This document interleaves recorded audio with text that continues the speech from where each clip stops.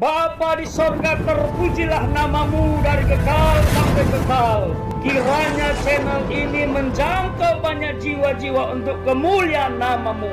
Dan berkatilah setiap orang yang telah mendukung channel ini. Di dalam nama Yesus hambamu berdoa. Amin. Saudara, saya ingin tanya, apakah saudara sudah sungguh-sungguh mengalami perjumpaan dalam Kristus? Apakah saudara sudah berjumpa Kristus? Apa maksudnya?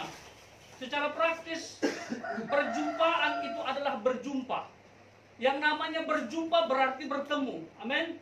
Bagaimana kita bisa bertemu dengan Tuhan? Karena kita tidak hidup di zaman para rasul.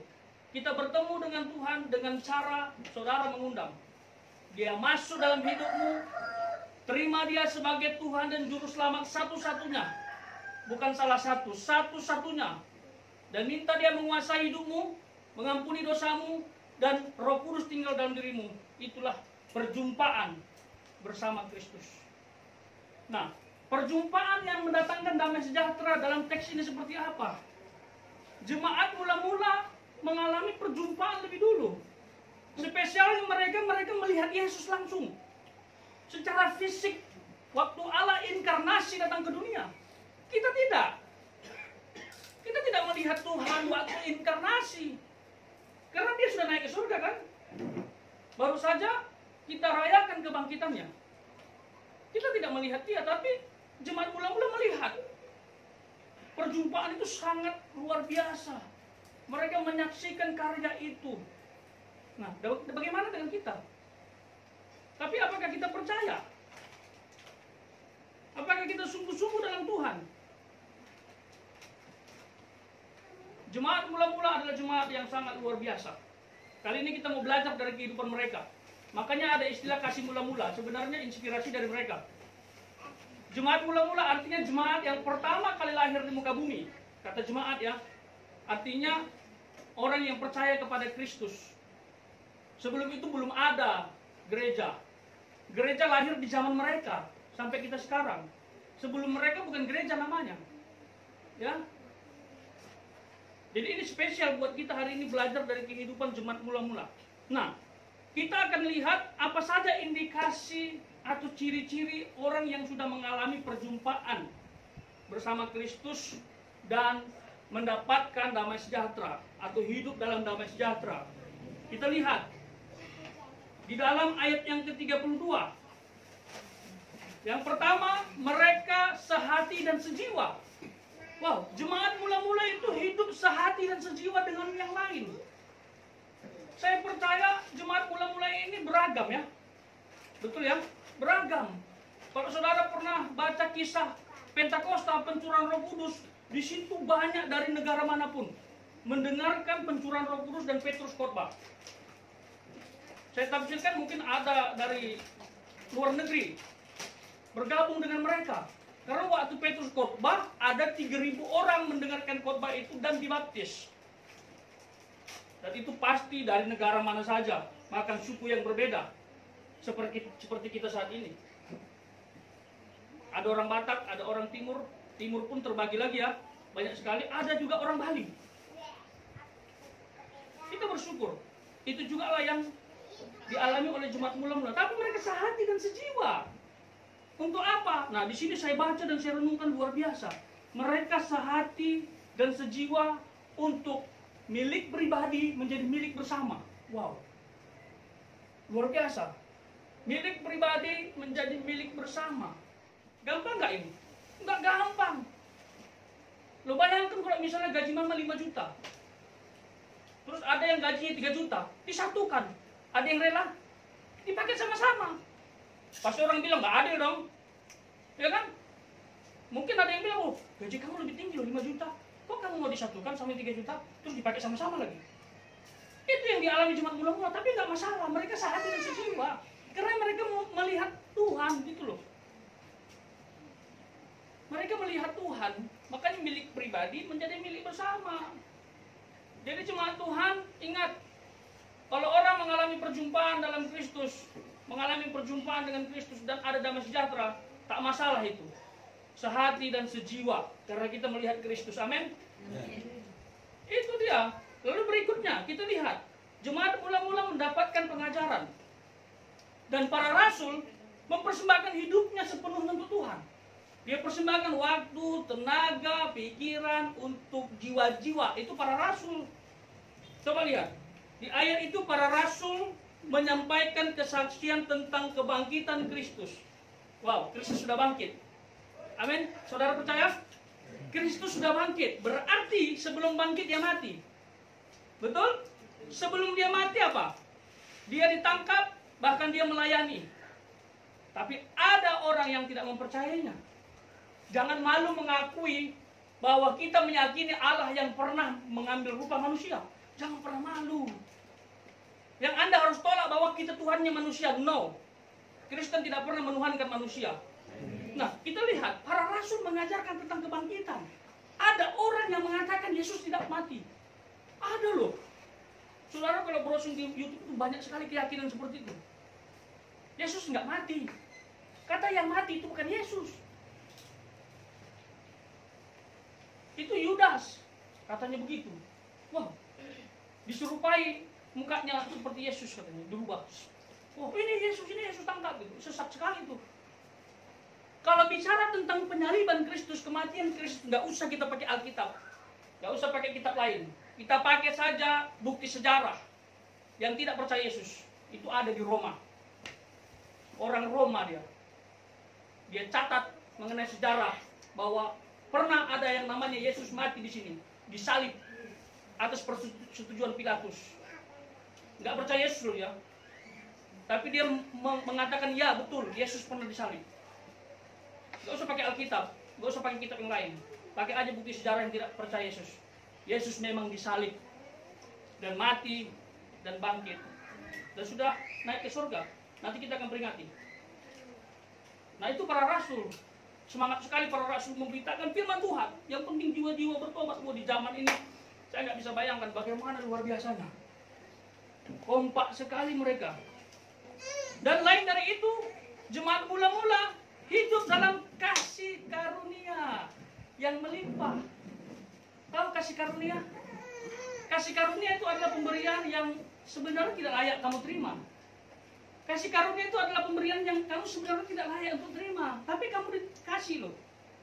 Itu kasih karunia. Kasih karunia sudah Tuhan berikan kepada kita, amin. Yaitu keselamatan. Rasul Paulus, seorang penganiaya orang Kristen, seorang pembunuh juga. Salah satu yang diakui oleh para tafsir yang pernah diizinkan untuk dibunuh adalah Stefanus. Tapi kenapa dia mendapatkan keselamatan? Kenapa Tuhan ampuni? Tuhan jumpai dia secara spesial. Oh, kurang apa lagi Tuhan itu? Siapa sebenarnya Paulus itu? Yang dulunya Saulus. Seharusnya masuk neraka aja kan? Ya kan? Kalau mungkin kita jadi Tuhan berpikirnya begitu. Kau sudah sakiti pengikutku. Kau bunuh pengikutku, masuk neraka aja kau. Gitu kan? Tapi karena Tuhan itu penuh dengan kasih karunia, dia ampuni, dia pakai Paulus menjadi alatnya.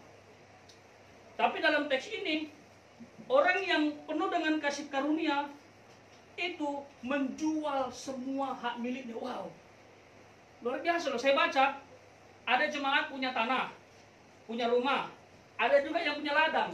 Itu mereka jual sama-sama loh. Dijual sama-sama, hasilnya diserahkan ke kaki para rasul. Dia jual, dia bawa uangnya. Ya, mungkin agak berat ya kan, karena banyak nih loh. 1 hektar loh. Ya kan? Ini bukan tanah sengketa, ini tanah pribadi. Dijual ini. Uangnya dikasih ke kaki rasul. Ini hambanya, gunakan untuk keperluan pelayanan. Begitu loh, bayangkan jemaat mula-mula itu bukan seperti kita jumlahnya, itu ribuan. Bayangkan loh, itu kalau orang hidup dengan kasih karunia. Tadi saja sudah kita pelajari, sehati sejiwa. Bayangkan kalau ada iri hati mungkin nggak akan mungkin itu terjadi. Apalagi ini penuh dengan kasih karunia. Nah saya bayangkan gini, pasti di antara jemaat mula-mula itu ada jemaat yang miskin. Jemaat yang tidak punya pekerjaan. Mungkin karena fisiknya lemah atau mungkin cacat. Atau sudah tua, tak bisa menghasilkan lagi. Lo bayangkan kalau kita pakai iri-irian. Loh, rugi dong. Ini kan tanahku, ini kan rumahku, ku jual ngapain kasih ke dia? Betul kan? Tapi ini kasih karunia. Kasih karunia itu tidak melihat. Dia tidak memikirkan lagi, pokoknya sudah kasih ke Tuhan. Mau dipakai untuk apa silahkan. Itu kasih karunia. Dia nggak layak terima menurut dunia. Karena kalau menurut dunia harus rata dong. Saya jual tanah, kamu jual tanah dong. Kalau dia nggak punya tanah, tanah siapa mau jual? Tanah tetangga. Kan nggak bisa. Ya kan? Kayak saya dulu di Sumatera, mau jual tanah di samping rumah nggak bisa. Iya, karena tanah orang. Ya kan? Nggak mungkin saya jual tanah orang. Dan di jemaah mula-mula ada yang begitu. Tapi luar biasa yang saya baca, mereka jual tanah, jual rumah, jual ladang, diserahkan semua ke kaki para rasul. Ini hambanya, Pak Pendeta, Pak Rasul, untuk operasional pelayanan. Wah, luar biasa sekali. Apakah ada jemaat seperti itu sekarang? Kalau orang hidup dalam kasih karunia, tidak ada yang namanya satu, fitnah. Ini saya renungkan, betul ini. Kalau orang hidup dalam kasih karunia, tidak ada fitnah. Tahu fitnah? Ya kan? Karena ada itu kan di sana ya kan? Di sini nggak ada. Di sini alim-alim dengan GPN alim-alim, lihat dari mukanya penuh dengan berkat Tuhan. Amin. Tidak ada fitnah kalau orang hidup dalam kasih karunia. Tahu fitnah kan?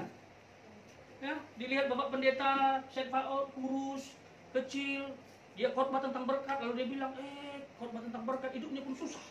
Gimana khotbah tentang berkat? Saudara percaya? Kalau Pak Syed bilang, kalau kita percaya Yesus, kita akan diberkati Tuhan. Saudara percaya? Melihat pendeta kurus begitu, jangan-jangan tidak diberkati Tuhan. Dia bicara berkat, saya tidak mau percaya. Atau mungkin kalau pendetanya nanti gemuk, dibilang, ini pasti memakan uang jemaat ini. Ada persembahan yang diselewengkan. Selalu aja difitnah. Itu pasti terjadi kalau kasih karunia tidak ada dalam diri kita. Tuhan aja mau terima kita loh. Siapa Ronald ini? Siapa? Saya kan udah pernah saksikan. Kalau saudara ingin tahu siapa Ronald, lihat temanku. Temanku ya, gak usah saya cerita mengenai kehidupanku. Yang pertama, ada yang mati muda. Karena konsumsi miras, tabrak mobil sedang parkir. Bayangkan, oh my god, mobil parkir ditabrak loh. Kalau mobil sedang ngebut juga kan enak kan? Adu kambing, wow mantap, dengan siapa yang menang. Ini enggak, mobil parkir udah bagus-bagus pinggir jalan, ditabrak. Mati 2 orang. Satu marga lagi sama saya, marga setepu juga. Mati pak, oh my god. Anak semata wayang lagi. Orang tuanya menangis, anaknya mati. Bingung dia katanya, harta mau dikasih kemana? Kasih aja ke panti asuhan kan? Gampang.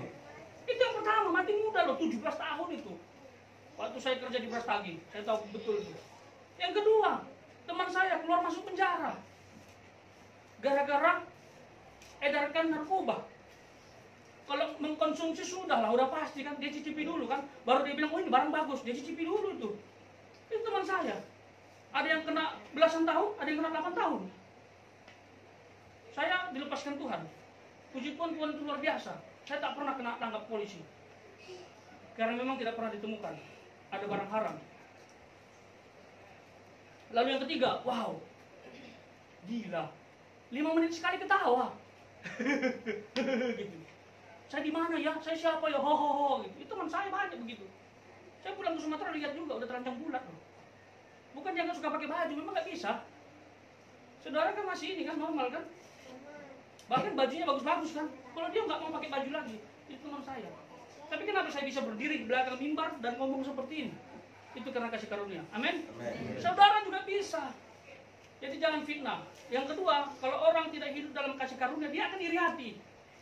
Iri hati ini akan menghancurkan hidupku. Percaya saya. Saya sudah pengalaman. Bahkan kita kadang nggak sadari, oh, ternyata saya sedang iri sama dia. Gimana ciri-ciri iri hati? Saudara lihat orang lain lebih sukses, iri. Kok bisa dia sukses ya? Kok bisa ya?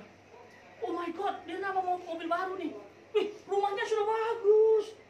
Orang yang iri hati, dengar baik-baik. Orang yang iri hati melihat kesuksesan orang, ini bahaya. Kalaupun ada dorongan dalam dirimu ingin menyaingi dia, itu juga bahaya. Dan seandainya Tuhan izinkan Anda sukses, bahkan lebih sukses dari dia, itu pun bahaya. Karena kalau Anda sukses, pasti Anda sombong. Aku bisa menyaingimu. Lihat nih, buktinya, aku lebih hebat dari kamu. Mobilmu 1, saya 2. Ya kan? Dari awal sudah gak bagus iri hati, apalagi sukses, jadi sombong. Tapi kalau ada kasih karunia itu mengampuni. Mau dia gak punya uang dalam pelayanan, gak masalah. Ya, begitu prakteknya dalam gereja itu, ini mungkin berkaitan dengan persembahan. Gak mungkin kita jual tanah, jual ini kan, karena gak ada yang mau dijual pak. Ya kan? Bisa kita seperti jemaat mula-mula? Mau jual tanah, jual ladang, jual apa lagi? Jual kos-kosan. Bukan kos-kosan kita kan? Nggak mungkin kita jual. Suratnya ada di si pemilik. Artinya kita nggak bisa seperti jemaat mula-mula. Kita perantau semua kan? Saya sendiri pun masih ngekos.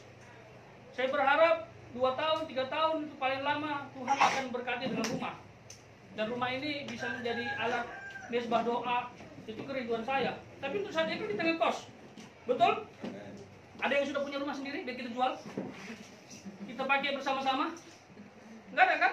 Masih ngekos. Artinya nggak bisa seperti jemaat mula-mula jual ladang. Nggak bisa. Jual rumah nggak bisa. Nggak ada rumah. Apa lagi dijual? Nggak ada lagi. Jual baju nggak laku. Ya kan? Jual diri nggak boleh, dosa. Ya kan? Ya sudah. Nah, yang kita ikuti bukan apa yang dijual, tapi prinsipnya. Yaitu kita tidak iri, kita tidak fitnah orang. Artinya mengampuni, mengikhlaskan. Kalau kita sudah mendukung pekerjaan Tuhan, jangan dilihat lagi. Saya pernah ada pelayanan di Yogyakarta, wah ini sampai sekarang saya tidak pernah lupa. Saya pelayanan di pedesaan itu dekat Kulon Progo, itu ada satu gereja. Ternyata begitu saya masuk tidak ada jemaatnya, kosong. Tiba-tiba datang orang tua. Wih, ini kayaknya jemaatnya. Setelah ini pasti banyak yang ikut dari belakang. Ternyata nggak ada, cuma dia sendiri. Ketemu sama saya, apa yang terjadi? Wah, ternyata orang ini pemilik tanah dan gereja itu. Dia banyak kesaksian. Dan saya dengar dari hamba-hamba Tuhan yang pernah pelayanan di situ sekarang tidak lagi. Katanya itu bapak itu yang punya tanah, punya gereja itu, dia yang ngatur semua. Pendeta diatur. Kalau pendeta nggak turut disuruh keluar. Jemaat-jemaat yang kurang ajar atau kurang suka dia disuruh keluar. Akhirnya tinggal dia sendiri. Tak ada jemaat. Kenapa? Bapak ini intinya merasa berkuasa di gereja itu. Oh my God. Ini nggak benar. Kalau Anda sudah kasih gedung, sudah kasih tanahmu untuk gereja, ya sudah lepaskan. Jangan digondelin lagi. Tahu ya? Paham ya? Jangan digondelin lagi. Biarlah pendeta jemaat yang ngurus. Gak usah lagi kamu campur tangani lagi. Saya pernah khotbah. Gereja yang tidak bertumbuh berarti ada kanker, saya bilang. Tersinggung dia. Dia bilang, kamu Pak jangan khotbah begitu. Loh kenapa Pak? Iya, saya tidak suka khotbah begitu. Khotbah itu, gereja itu harus berkembang. Tuhan berkati gereja ini gitu aja. Loh, faktanya ini Tuhan gerakkan untuk saya sampaikan, nggak boleh. Kalau kamu nggak mau ikuti saya, berarti nggak usah pelayanan di sini gitu. Oh gitu ya Pak? Oh terima kasih Pak. Tuhan langsung berkata, salam, langsung pergi aku. Gimana kayak gitu jemaat kita, pendeta diatur-atur? Sebenarnya itu sudah memuncak. Sebelum itu juga dia sudah sering tersinggung. Faktanya, kayaknya sampai sekarang gereja itu tutup deh. Padahal gerejanya jelas itu besar tulisannya. Sembunyi, nggak boleh disebut ya. Sampai sekarang nggak jelas. Itu lain dari itu lagi. Kalau saudara nggak punya kasih karunia, saudara akan lihat. Saya kasih persembahan Natal 500.000, bro. Masa kok 50? Pelit kali. Nggak usah urus persembahan orang. Dia mau 50, kamu mau 500. Tuhan yang melihat. Alkitab catat kok. Orang yang berkenan di hadapan Tuhan, orang yang memberi dengan hati. Janda yang dalam Alkitab itu kan, kalau dilihat dari nominal kan sedikit sekali kan, daripada orang kaya. Nampak dia pilih amplop yang agak transparan biar kelihatan warna merah kan. Agak lama-lama dia.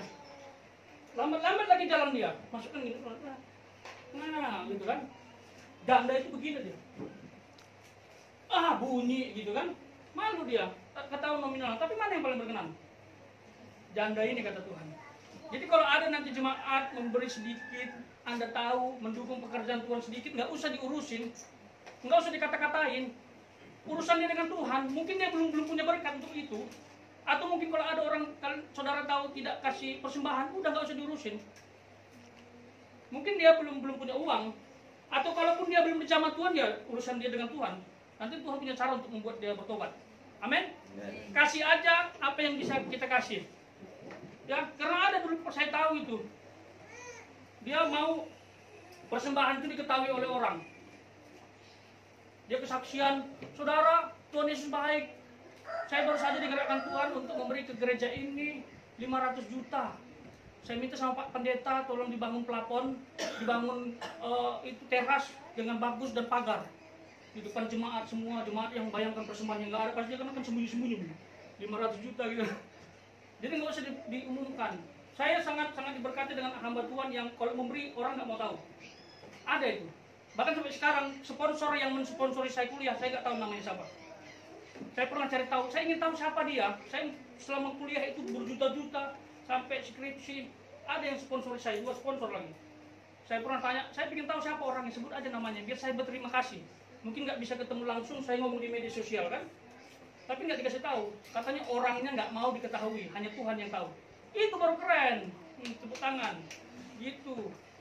Kita harus begitu ya sekali lagi, tapi harus dukung pekerjaan Tuhan. Ya, saya pun mau bantu pelayanan di sini, saya melihat Tuhan saja. Jadi orang yang mengalami perjumpaan bersama Kristus akan mendapatkan damai sejahtera. Ciri-cirinya dia akan hidup sehati dan sejiwa. Dia akan hidup dalam kasih karunia, yang selalu mengampuni orang, yang selalu berbelas kasihan kepada orang, tidak iri, tidak fitnah. Amin. Jauhi kata-kata itu. Iri, fitnah, no. Tulus hati, ikhlas saja. Kalau Anda belum sukses seperti orang lain, ikhlaskan saja. Tulus hati, berjuang saja. Indah pada waktunya nanti kita akan sukses juga.